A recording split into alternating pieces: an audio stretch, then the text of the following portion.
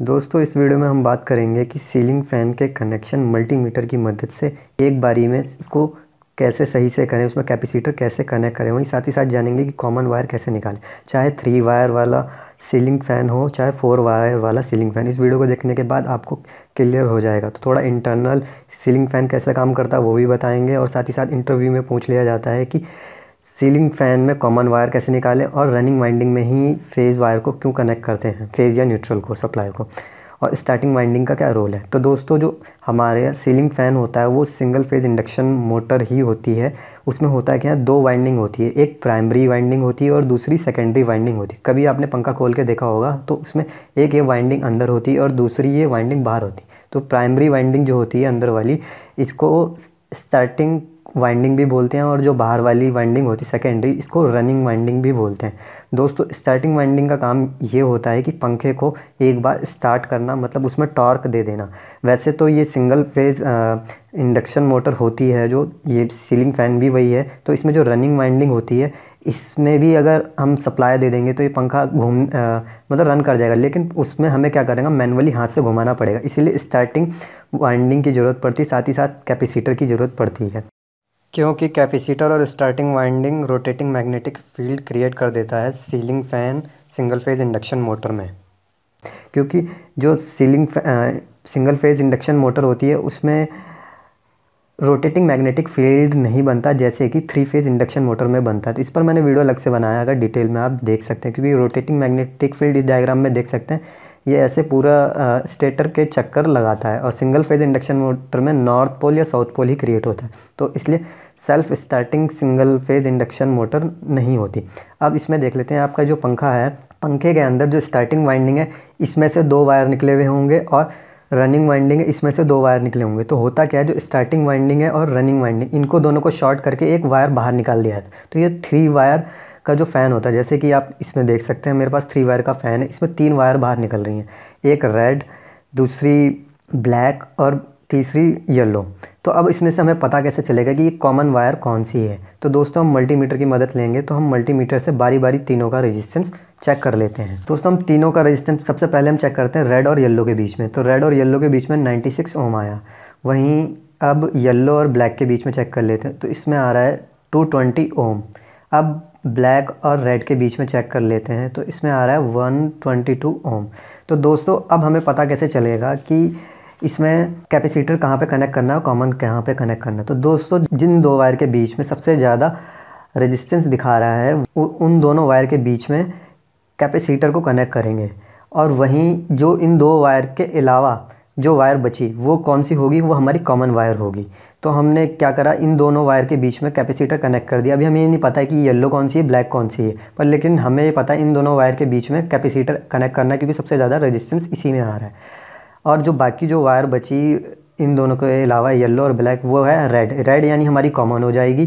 Common wire में हम इसमें क्या कनेक्ट कर सकते हैं, सप्लाई की फेज़ या न्यूट्रल कोई सी भी कनेक्ट कर सकते हैं। अब बची एक वायर दूसरी सप्लाई की, तो वो किस में कनेक्ट करनी है, उसको हमें रनिंग वायर में कनेक्ट करनी है, क्योंकि रनिंग वायर में ही हमारा पंखे का लोड आता है। स्टार्टिंग वाइंडिंग केवल स्टार्टिंग के लिए होती है, मतलब इनिशियल टॉर्क के लिए होती है। तो वो कैसे पता लगेगा दोस्तों, जो रनिंग वाइंडिंग होती है उसका जो रेजिस्टेंस होता है वो स्टार्टिंग वाइंडिंग से थोड़ा ज़्यादा होता है। तो यहाँ पे जो सबसे ज़्यादा कम रेजिस्टेंस है वो होता है स्टार्टिंग वाइंडिंग का। तो सबसे कम रेजिस्टेंस किसके बीच में मिल रहा है, येलो और रेड के बीच में। तो ये हो गई हमारी, येलो और रेड के बीच में 96 ओम मिल रहा है, तो ये हमारी स्टार्टिंग वाइंडिंग हो गई येलो वाली।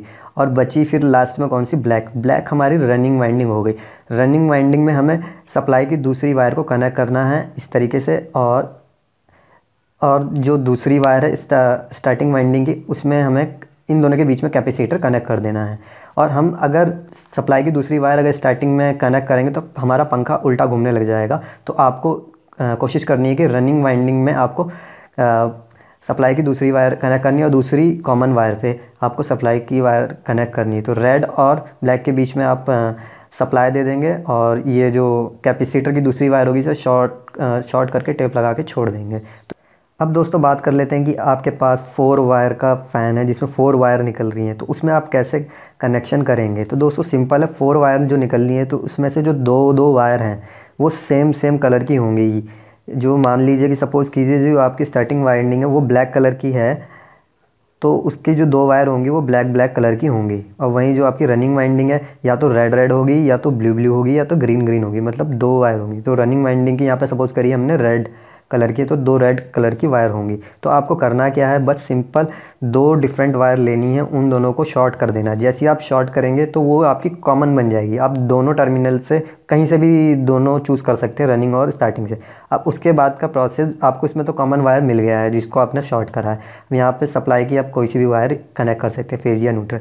अब इन दोनों में से आपको कैसे देखना है कि कौन सी रनिंग है। कैपेसिटर तो आप इन दोनों के बीच में आप लगा देंगे। अब आपको फेज सप्लाई की दूसरी वायर रनिंग वाइंडिंग में कनेक्ट करनी है। तो आप सबसे पहले ये देखेंगे कि किसका रेजिस्टेंस सबसे कम है। जिसका रेजिस्टेंस सबसे कम होगा वो तो आपकी स्टार्टिंग वाइंडिंग हो जाएगी, और जिसका रेजिस्टेंस थोड़ा सा ज़्यादा है वो आपकी रनिंग वाइंडिंग हो जाएगी।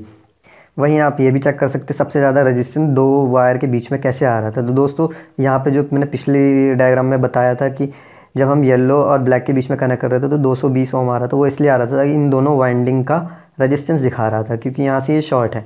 तो आप इनके बीच में कैपेसिटर लगा दीजिएगा, जिन 2 वायर के बीच में सबसे ज़्यादा रेजिस्टेंस आ रहा है, और जिसमें कम रेजिस्टेंस आ रहा है वो स्टार्टिंग हो जाएगी, और जिसमें थोड़ा सा ज़्यादा आ रहा है वो रनिंग वाइंडिंग हो जाएगी। उसमें आप फेस कनेक्ट कर दीजिए, फेस की एक कोई सी भी वायर। दोस्तों एक डाउट और क्लियर करना चाहूँगा, जो सिंगल फेज इंडक्शन मोटर होती है, सीलिंग फ़ैन को छोड़ के उसमें जो स्टार्टिंग वाइंडिंग का रेजिस्टेंस सबसे कम होता है, लेकिन और जो सिंगल फेज इंडक्शन मोटर होती है उसमें स्टार्टिंग वाइंडिंग का रेजिस्टेंस रनिंग वाइंडिंग से ज़्यादा होता है, क्योंकि वहाँ पे हमारा मोड ऑफ ऑपरेशन और मोटर को किस तरीके से रन करना, कंटिन्यूस रन करना या तेज़ रन करना या टॉर्क ज़्यादा, तो उस वजह से स्टार्टिंग वाइंडिंग रनिंग वाइंडिंग का रेजिस्टेंस दूसरी जो single phase induction motor, submersible हो गया, कटर मशीन हो गई, इसमें रनिंग वाइंडिंग का रेजिस्टेंस स्टार्टिंग वाइंडिंग के कंपैरिजन में कम होता है, लेकिन सीलिंग फ़ैन में रनिंग वाइंडिंग का रेजिस्टेंस स्टार्टिंग वाइंडिंग से ज़्यादा होता है। तो दोस्तों आशा करता हूँ आपको वीडियो पसंद आया होगा। वीडियो अगर पसंद आया तो लाइक और शेयर करना ना भूलिए, और वीडियो देखने के लिए धन्यवाद।